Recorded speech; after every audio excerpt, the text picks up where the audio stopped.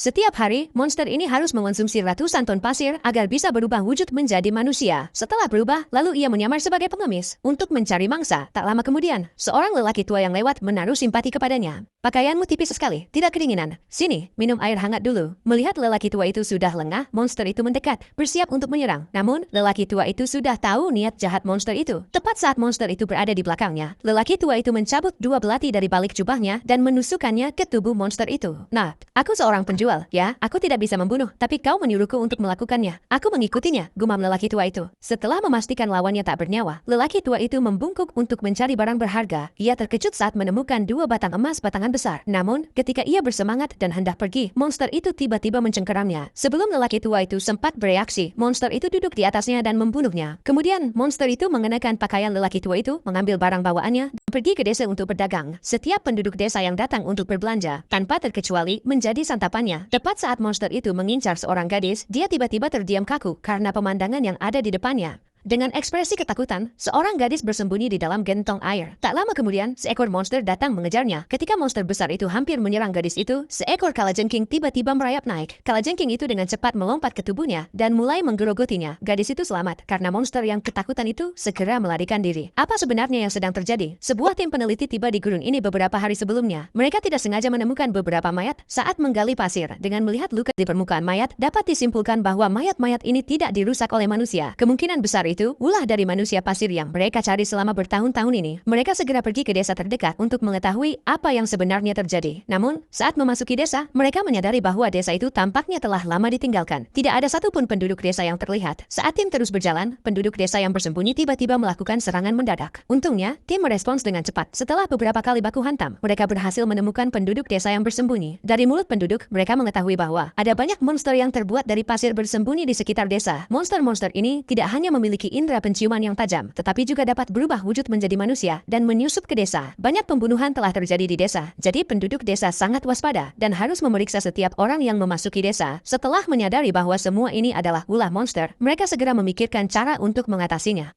Tim ini melihat desa diserang oleh monster, sehingga mereka memutuskan untuk membantu penduduk desa memberantas ancaman tersebut. Namun, monster-monster ini sangat sulit ditemukan. Setelah 2,5 hari berada di desa, tim tersebut masih belum melihat satupun tanda-tanda mencurigakan. Untuk segera menemukan monster, mereka memutuskan untuk berkendara ke gurun terdekat, berharap bisa menemukan sarang monster. Tetapi, ketika mereka sampai di depan mobil, mereka terkejut melihat dua lubang besar di ban. Berdasarkan bekasnya, lubang-lubang tersebut jelas tidak dibuat oleh alat, tapi digerogoti monster dengan taringnya yang tajam. Bahkan, ada banyak jejak tangan pasir di kaca. Tampaknya, monster-monster itu sudah pernah datang ke desa dan meninggalkan jejak untuk memancing mereka. Sepertinya pertempuran besar tidak bisa dihindari. Tepat saat mereka bersiap menghadapi pertempuran, badai pasir tiba-tiba datang. Di bawah tatapan ngeri mereka, monster-monster yang terbuat dari pasir mulai merangkak keluar. Melihat monster muncul di depan mata, tim itu segera mengambil senjata dan bersiap. Saat monster mengepung mereka, mereka langsung melancarkan serangan balik. Setelah ratusan putaran pertempuran, hanya sedikit monster yang tersisa di lokasi. Setelah membasmi beberapa monster terakhir, mereka akhirnya bisa bernapas lega. Dengan demikian,